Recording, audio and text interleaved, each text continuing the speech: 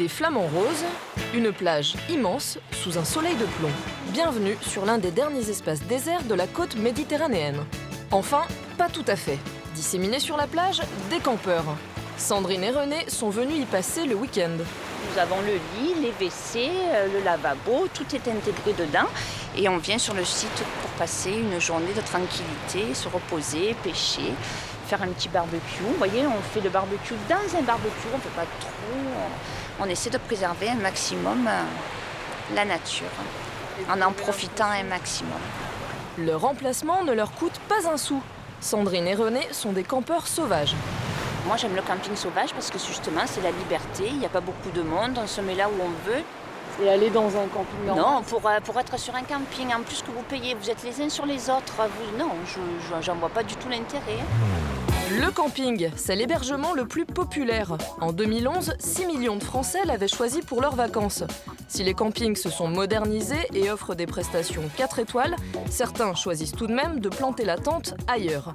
Ils font du camping sauvage ou du bivouac, lorsqu'il s'agit d'installer sa tente pour une nuit seulement. Cette pratique est-elle légale? Comment s'adonner au camping sauvage? Nous avons suivi ceux qui osent dormir hors des sentiers battus. Thierry est un amateur de bivouac en randonnée. Il a donné rendez-vous à un groupe de 8 personnes à Montfort-sur-Meux, en Bretagne.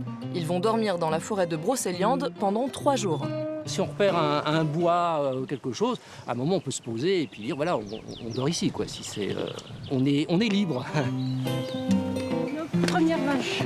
Pas question toutefois de s'installer n'importe où. Droite, droite.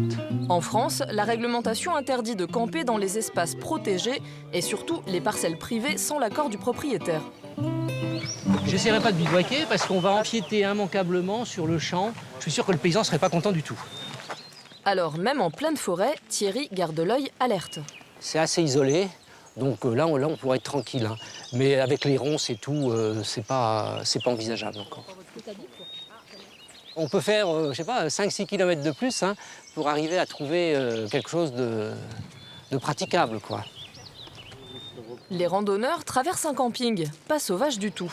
Et c'est très tentant, il y a des douches, il y a tout ce qu'il faut. Bon, ceci dit, bivouaquer vraiment dans la nature, où on veut, loin de tout, en contact avec les éléments, ça vaut tous les campings du monde. Hein. Dans la plupart des parcs régionaux, le camping sauvage est toléré si on plante son piquet à au moins 1 heure de marche de la route. Dans le doute, renseignez-vous sur Internet ou auprès des offices de tourisme. C'est super, mais c'est les récompenses. Hein. On est vraiment dans la nature et on y sera jusqu'à ce soir et la nuit prochaine. Il n'y a pas de rupture, il n'y a pas de rupture.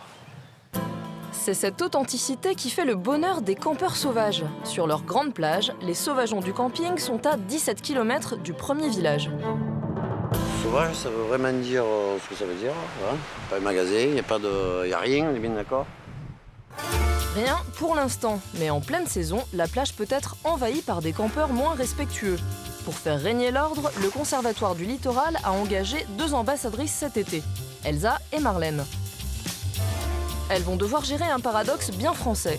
L'État tolère le camping sauvage sur cette plage, même si la loi l'interdit. Les caravanes des camping-cars sur les plages, ça c'est totalement illégal. Si c'est une nuit avec peu d'équipement, là ça va. Si c'est beaucoup plus, là, on rentre sous le coup d'interdiction du camping, quoi. Les agents sur le terrain, ça fait un peu la différence entre les deux, quoi. Les 2 jeunes filles, armées de leur 4x4, doivent surveiller une plage de 9 km. L'été, quand c'est noir de monde, il y a quasiment presque autant de voitures que de tentes. Et souvent, c'est des camions comme ça aménagés, en fait. Et souvent, ils ont leur table, leur chaise. Enfin bon, c'est comme à la maison, donc on les repère de loin quand même assez facilement.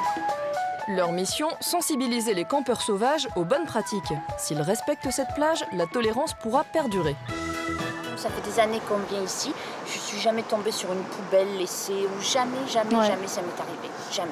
Donc je pense que les gens sont respectent assez bien quand même de ce côté-là. Leurs déchets. D'accord. On est là, on pêche, on se fait bronzer, on prend du bon temps. Nous, on est complètement autonome. Je veux dire, je laisse rien. On a nos WC, j'ai vraiment l'impression d'être pénalisé par rapport aux personnes qui ne respectent pas. Du coup, tout le monde est mis dans le même sac, quoi. Sandrine et René sont des campeurs modèles, mais les 2 jeunes filles ont dû plus d'une fois faire des rappels à l'ordre. C'est bien, mais c'est pas tout à fait, c'est pas la perfection, quoi. Et puis c'est vrai que par rapport aux toilettes, par contre, les dunes, faut pas y aller pieds nus, c'est miné, hein. Les gens sont sensibilisés à ça. Même si tout le monde ne le fait pas, tout le monde sait qu'il faut le faire en fait. Donc ça a fait son chemin quand même. Pour éviter les débordements, certaines mairies en viennent même à prévoir des zones pour le camping sauvage. C'est disons une aire de bivouac autorisée. Et même en été, les camping-cars peuvent se mettre et il y a quelques installations électriques. Du camping sauvage toléré, mais toujours gratuit. Et ben voilà, chacun trouve son petit coin. En une demi-heure, Thierry et ses acolytes mettent en place leur campement. Moi, j'aime pas trop les bêtes, donc 2 épaisseurs finalement de toile. Ah ben j'ai mis à l'envers. Les feux de camp sont interdits. Campeur responsable, Thierry est équipé en conséquence. Allumer un réchaud, donc c'est pas considéré comme faire du feu. Par contre, il faut quand même faire attention. Demain, à leur départ, le champ retrouvera son état naturel. Mais d'autres espaces sont occupés beaucoup plus longtemps. Depuis 40 ans, Jean-Michel a le même emplacement de camping. Cet Arlésien installe sa caravane en plein espace public. Bon, alors vous voulez savoir pourquoi on est ici.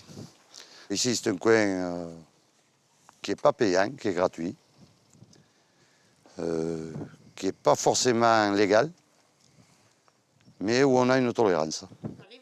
Alors, les week-ends et pour ses vacances, loin de lui l'envie d'aller dans un camping bondé. Mais comme rien n'est prévu pour camper, Jean-Michel a recours au système D. Comme on a des batteries, quand on peut, on met des panneaux solaires pour les recharger la journée, et puis voilà. Finalement, cette installation ne fait pas si sauvage. Le site est sauvage, si vous voulez. Mais nous, à l'âge qu'on a maintenant, on ne peut pas vivre dans une guitoune.